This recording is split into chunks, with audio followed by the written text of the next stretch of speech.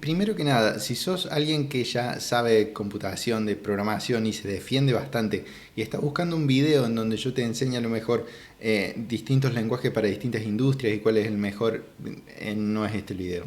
Este video en realidad es para la gente que recién empieza, está buscando el primer lenguaje para programar y ver qué tan difícil o no es responder esa pregunta. Si te interesa de todos modos, igual que a mí, enseñar sobre eso y querés ver si hay comentarios abajo y ayudar, joya, yo como profe, vos como programador te quedás ahí abajo y un coso. Al resto, que se había quedado ahí atrás mientras yo hablaba con el señor programador que está ahí al fondo, me perdí. ¿Qué lenguaje aprender para empezar a programar? Y tiene sentido esa pregunta, como creo que puse en la miniatura. Sí y no. O sea, no-ish. Hay lenguajes de programación que son vejestorios, que no tiene sentido por ahí, salvo más a nivel científico de investigarlo, qué sé yo, capaz que no tiene ningún chiste aprenderlo. Y hay otros, obviamente, que se pueden aprender. Entonces, ¿cuál elijo? Primero que nada, a mí me gustaría pensar y decirte que no te bases en la industria. O sea, se dice ahora, este es el lenguaje que más se usa, ponele que digan Python. Python es el lenguaje que más se está usando en la empresa actualidad, conviene que aprendas esto porque te van a dar laburo, bla, bla, bla, bla, bla, bla. ¿Tienes razón? Sí. ¿Conviene que aprendas con eso? Ponele. ¿Es lo que yo recomiendo? No. Si, salvo te guste Python, pero si no, no. No, me parece que no tiene mucho sentido guiarse en la industria cuando recién estás empezando. Lo que más te tiene que entusiasmar para programar es un lenguaje que te parezca divertido de hacer, divertido de usar. Y después migras a otro. Pero a lo mejor decís, Maxi, ¿qué quilombo? Después migrar a otro porque tengo que aprender todo nuevo. No aprendes. Aprendes, ponele que de un lenguaje que elegís aprender, aprendes el 100% de eso. Y capaz que entre un 80 y un 90 te lo llevas al otro. Y lo único que hay que cambiar son las palabras, cómo se escribe cierta estructura, cómo se escribe la otra. Es cuestión de cambiar 2 o 3 palabritas. Y muchas de las cosas, si te las olvidas, las volvés a googlear. No es que se acaba el mundo si no te acordás de uno o de otro lenguaje.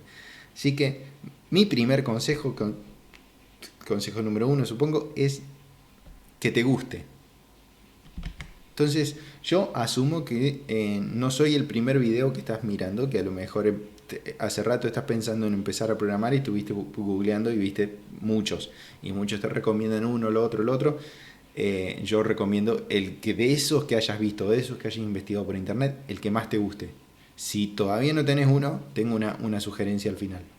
Bien. ¿Por qué no ir por la industria? Cuando yo salí de la secundaria diciendo voy a ser analista de sistema, que al final me pasé a profesor, pero voy a ser analista de sistema, el lenguaje que todos usaban era Java. Java es la hostia, la posta, Java. Java para esto, porque empezaban a salir plugins, así que Java en la web, con el applet, no hace falta que tengas otro lenguaje, usas Java en el back, Java en el front, Java en el... Y ahora no es tan así, si bien Java sigue estando porque se usó un montón, no es tan así. Y está JavaScript, está Python, está Ruby, está Kotlin empezando a subir. Es como que de repente con el tiempo lo que estaba de moda ya no lo es. Entonces ponele que vos empezás y decís, me voy a hacer experto en Java. Y le das y le das y le das cuando por fin tenés el título o cuando por fin tenés la experiencia como para decir voy a trabajar en serio en algo y te dicen no, Java no. Y si bien yo te dije es fácil trasladarse, está feo haber perdido tanto tiempo en volverse experto en algo, porque las cosas expertas quizás sean ese 10% que no trasladas y que tenés que aprender de cero en otro lado. Capaz que esté un poco más, pero es como que no está bueno empezar por ahí. No está bueno empezar por ahí. Creo que en la mayoría de las carreras de programación y demás nunca se empieza con el lenguaje que tratan que termines. Y a veces hasta terminás y te recibís y qué sé yo, y hasta que conseguís trabajo te programás en otra cosa. Maxi, bueno, elegí este. ¿Puedo hacer todo? con ese que elegí? Probablemente sí. Sí, salvo que hayas elegido algo del año del ocote, que no creo. Y si elegiste algo del año del ocote es porque cierta curiosidad tenés y a lo mejor ya sabes qué querés hacer. Por ejemplo, querés hacer un juego para la Commodore 64 o algo por el estilo. Pero, ¿puedo hacer de todo? Prácticamente sí. Tiene truquitos, tiene jueguitos, tiene como hackeos, tiene cosas que vas a tener que aprender buscando en internet cuando te choques con esas paredes. Pero es como que esas limitaciones que puedan llegar a tener el lenguaje que hayas elegido también le da el carisma a ese lenguaje para cuando vos puedas solucionar eso. Pensemos y hagamos una paradoja, se me fue la palabra, una relación con los juegos viejos, con los juegos de la Sega, la Family, la Super Nintendo y demás. En donde, en este caso, lo que se quedaba corto era el hardware, no había tanto potencia, pero hagamos de cuenta que era el lenguaje.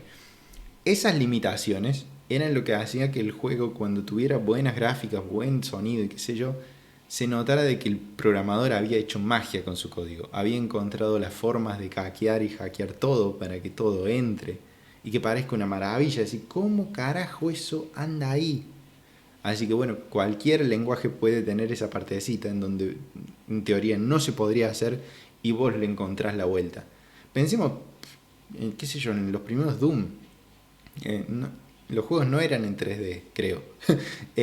Eran en 2D y usaron una técnica muy copada para que los sprites se vayan acercando y se vayan moviendo y que dé esa sensación de que vos estás pasando por pasillitos. Espero esté hablando del juego que es. Pero bueno, FPS viejo.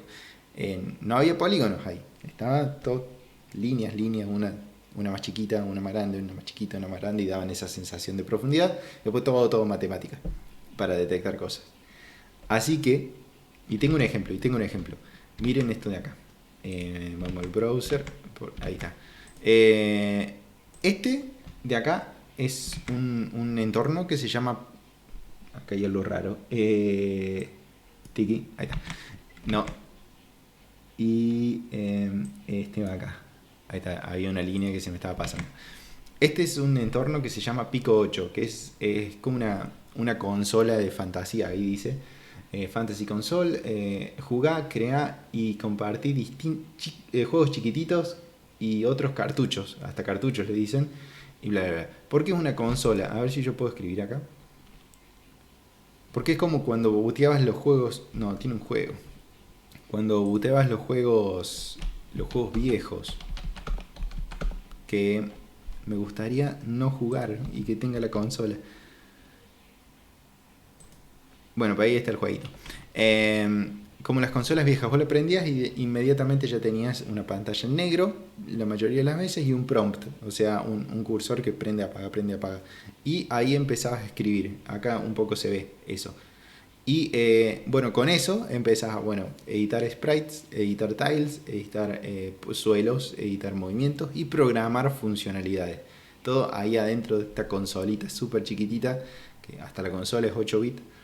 Es súper básica y la idea de con eso, de que sea tan básica, hacer algo lindo con las limitaciones. Y yo decía, sí, está bueno, pero ¿sirve de algo? Cierta persona hizo cierto juego en Pico 8.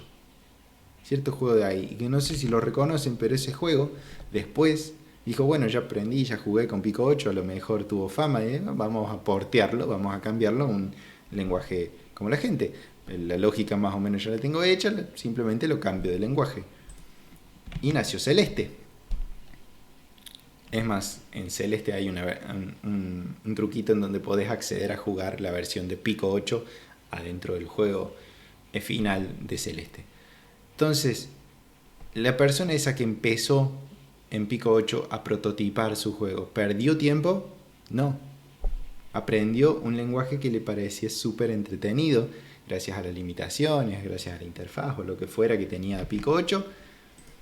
Le gustó lo que hizo y lo pasó a otro lenguaje. Pico 8 no sé si es gratis, creo, porque a lo mejor alguno ya dice, ya quiero este. No, sale $15. Creo que lo podés probar. por unos días gratis y después te piden la licencia, no sé, lean, investiguen por las dudas y cosas. Eso por un lado. A lo mejor el otro deciden, bueno, yo voy a empezar con Unity y después me voy a Unreal Engine. O a lo mejor otro empieza con RPG Maker y después se va a Game Maker. O a lo mejor otro empieza directamente con un JavaScript secas, sin nada arriba, y después le va agregando bibliotecas y cositas nuevas.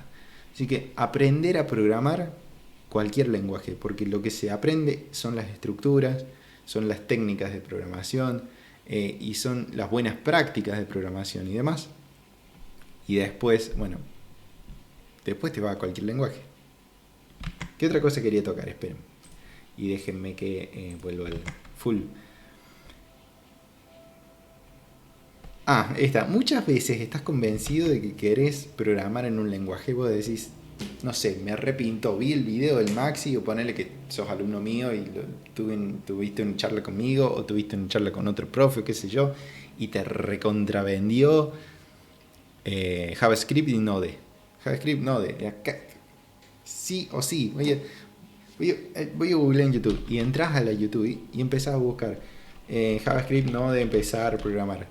Y obviamente YouTube, siendo YouTube, te va a empezar a recomendar un montón de otros videos que va a decir el mejor lenguaje para programar y una thumbnail y que sin ninguna información. Entonces vos entras y te dicen no, el mejor es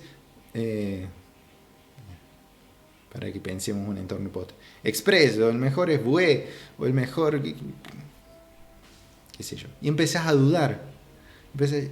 ¿Cuál hago? Entonces, bueno, empiezo a comparar esto, lo otro, empezás a comparar y de repente esa motivación que tenías al principio, esa inflación que decís, quiero programar esto, no la tenés más. Estás crítico pensando cuál es mejor, cuál es peor. Y muy probable, quizá no, quizá de ahí salís, muy probable que ante la duda y la incertidumbre termines por hacer nada. Y necesites otro boost de motivación nuevo, capaz que hasta más potente que el anterior, para volver a tener esas ganas de aprender.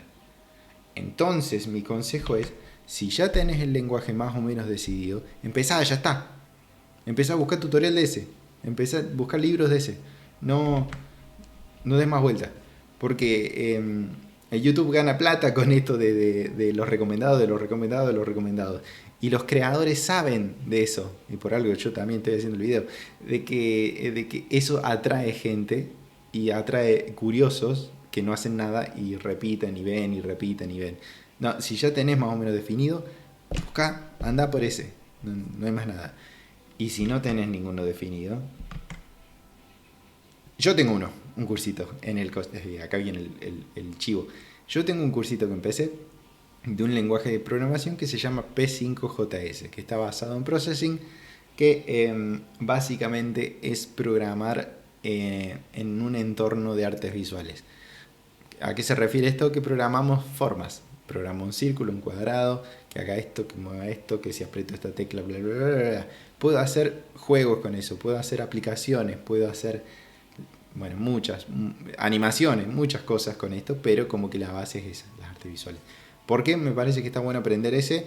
Porque no solamente aprendes las estructuras de programación, sino también aprendes un poco de esto de cómo se entiende el espacio en el 2D, qué es el eje X, qué es el eje Y. Empezás a pensar en controles de si esto toca esto toca lo otro. Me parece que está bueno si querés hacer un salto a animación o a juegos.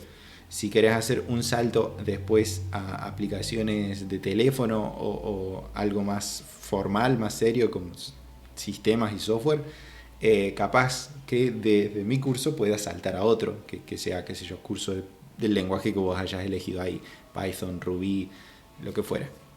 Déjenme mostrarles algo antes de terminar, como lo último. Creo que se prendió la musiquita de fondo. Miren esto. Este es un video que no lo voy a mostrar entero, que dice los lenguajes más populares a través de los años. Fíjense que en 1964 el más popular era Fortran, y creo que mis profesores de computación su tesis o su trabajo final le hicieron en este lenguaje. y empezaban a surgir estos. Basic es el que usa el Commodore 64, que es cada 2x3 el que yo iba diciendo. Pascal, este que está acá, 1974, es con el que yo aprendí a programar en la carrera, porque es fácil de aprender. No se usa para una goma, pero es en el que yo aprendí todas mis estructuras y tipos de datos, y como Pascal, lo aprendí ahí. Después obviamente me tuve que mudar porque no me sirve de nada. Está bueno empezar con algo que ya sirva, y sí, no, pero porque esto va cambiando. Fíjense, vamos a ir a 1978, 4 años más. Seguimos más o menos la misma, pero Pascal se volvió súper popular y ella está en segundo puesto. Vamos a los 1980s. Pascal ya está primero, Fortran segundo, y Basic, que están muchas de las computadoras personales que eran pagables por personas, o sea, que ya estaban en las casas, empezaban a usar Basic. Mucho programador surgió programando en Basic y en los libritos que venían en las computadoras. Saltemos a 1985, a ver qué onda. Si bien para ustedes esto parece una eternidad, pero quiero que veamos. Antes estaba Fortran, ahora está Pascal. De repente cambió un montón, está C y está Ada. Y quiero que tengamos en cuenta que C sigue presente hasta hoy y Ada... Vamos a 1990. C está en primer puesto lejos, Ada en segundo, Pascal todavía en tercero. 1995.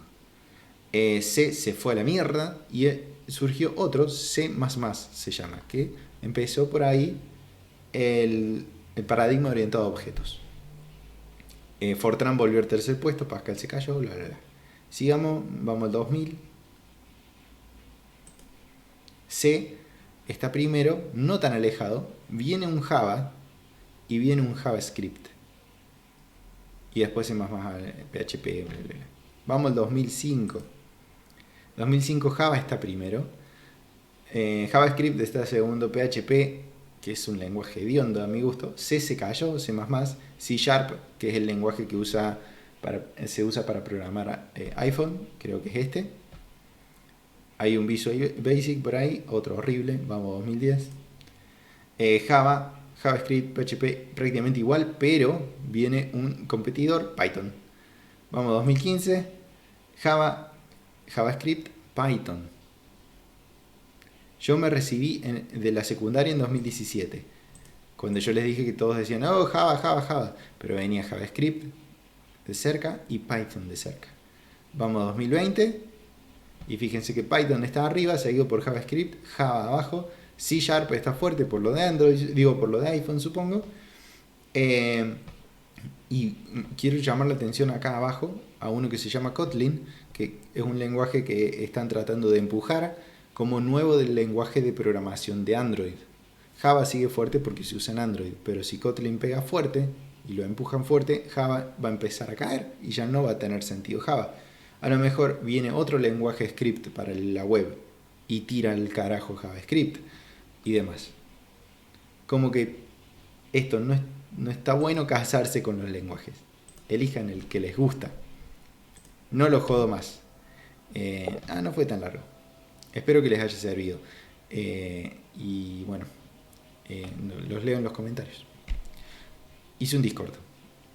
Si quieren unirse al Discord para hablar de esto, de lenguajes, de dudas, presumir los que ya estén en el cursito de P5, presumir los códigos que han hecho, los dibujitos que hayan hecho, hablar de videojuegos, organizar partidas de videojuegos porque somos todos nerds, y cosas así, Discord, ahí abajo. Bye.